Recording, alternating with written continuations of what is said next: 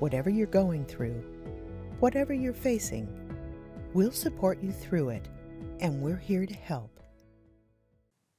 Hello, I'm Clayton, a teacher at the Spiro Center, and I'd like to talk to you in this video about the process of grief. You may have seen some of our other videos about the different types of grief and how to cope. If not, please take a look at the links either at the end of this video or in the video description below if you want to know more. What I want to talk about is what people often refer to as the 5 stages of grief. These are pretty commonly known, so you may have heard them mentioned before. They are denial, anger, bargaining, depression, and acceptance. These are sometimes talked about as the stages that someone goes through while grieving, but the main reason I bring them up is that these different stages were never really meant to outline a correct grieving process. Even though this model has been widely used, the research behind them was actually only studying terminally ill hospital patients and how they were coming to terms with their own deaths. So we shouldn't assume that these stages apply perfectly to all grief or to all people, even if there are common pieces. So when you hear about these stages as a specific process, you might be made to think that you're doing something wrong if you don't follow these exact stages or don't find yourself at a particular stage at a certain point in time. So instead, we need to remember that all people grieve differently and about different things. There is no right way to grieve. So instead of calling these stages, which implies a particular order, I'm going to call them responses to grief. Being familiar with these responses can be helpful in understanding your own grief process and that what you're experiencing is indeed normal, in whatever way you experience it. Let's go through each of them really quick. Denial. This is a response when a person may appear as though he or she is not really affected by the loss, or at times might act as though it didn't happen. One might say things like, "This can't be happening," or maybe avoid situations completely that bring up the loss or source of grief as a way of avoiding the pain that comes with it. Anger. Responding to a significant loss with periods of anger is very common. When we experience a difficult situation, it's easy to feel vulnerable and uncomfortable, and sometimes these feelings can come out as anger or placing blame. This anger might be presented towards friends, family, or even objects or complete strangers.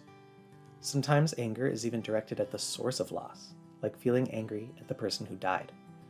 This might be a very difficult feeling to have, but it does happen, and it's okay if you experience this.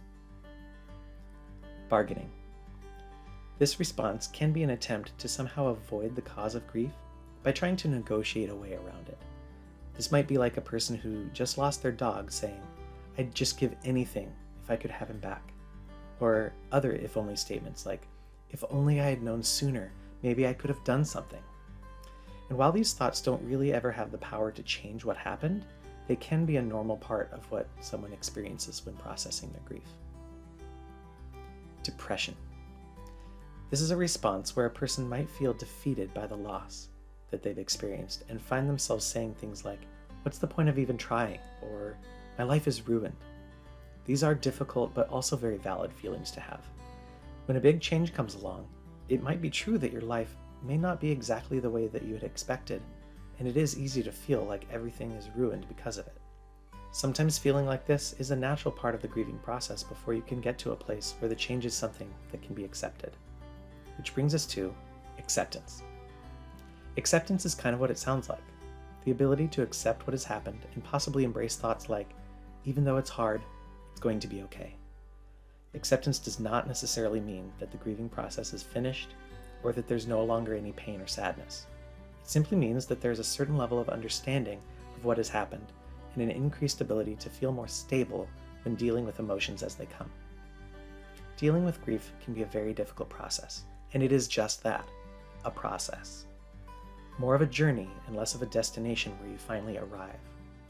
Remember, these responses may be felt at different times, in different orders, and you may experience all or only some of them, or even bounce between them at times. Only you can fully understand your emotions, and other people may be a source of comfort and connections at times, but not always.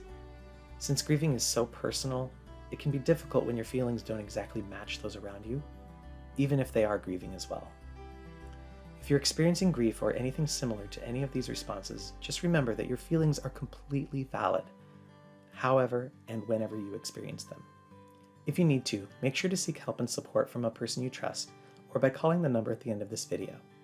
You will also find some helpful links to resources in the description below. Thank you for watching, and be well.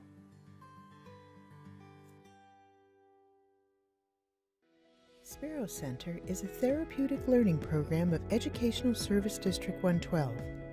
For more information, visit sparrow.esd112.org. If you or someone you know needs help, contact the National Suicide Prevention Lifeline at 1-800-273-TALK or through an online chat available 24/7.